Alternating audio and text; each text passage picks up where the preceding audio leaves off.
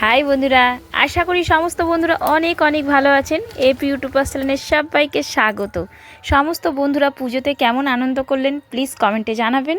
এরকম খাস্তা মুচমুচে নিমকি কি বাড়িতে বানাতে চান? তাহলে এক ঝলক প্লিজ স্কিপ না করে ভিডিওটা দেখে নেবেন। প্রথমে নিয়েছি ময়দার পরিমাণ অনুযায়ী নুন দিয়ে দিলাম। তেলের পরিমাণটা বেশি দিতে হবে, যেহেতু খাস্তা হবে নিমকিগুলো। ভালো করে নুন আর তেল দিয়ে ময়দাটাকে অনেকক্ষণ ধরে বেশ 15 মিনিট মাখবো।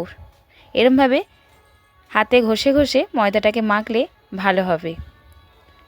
দেখবেন একদম মুঠো করা যাচ্ছে, তখন ভাববেন পারফেক্ট হয়ে গেছে ময়নটা। তারপরে অল্প অল্প জল দিয়ে একটা ডো তৈরি করে নেবেন।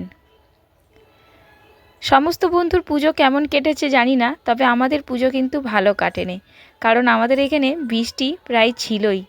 নবমীর দিনও বৃষ্টি পড়েছে, অষ্টমীর দিনও মেঘলা হয়েছিল আকাশ। আজকে একাদশীর দিনও ভালোই মেঘ করে রয়েছে, বৃষ্টি হয়নি, মেঘ করে রয়েছে।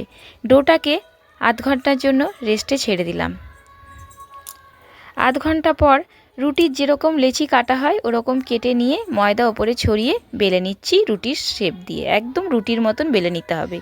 তারপরে ছুরি দিয়ে কেটে নিতে হবে, লম্বা লম্বা করে কেটে নিয়ে প্রথমে তারপরে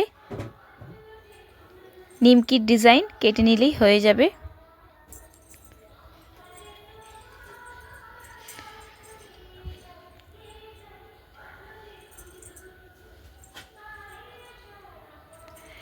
তেলটাও গরম হয়ে গেছিলো, দিয়ে দিচ্ছি এবারে।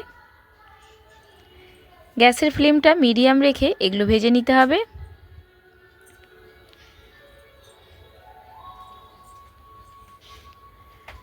নিমকি ভাজার প্রয়োজন হলে অবশ্যই বাড়িতে ভেজে নেবেন। খুব কম খরচে কম উপকরণ দিয়ে ভাজা হয়ে যাবে। আর নিমকিটা বানিয়েছিলাম আমাদের এখানে দশমী দিনকে সমস্ত গুরুজনদের প্রণাম করতে হয়, তাই মিষ্টি আর নিমকি দিয়ে প্রণামটা সেরে নিয়েছি দশমীর।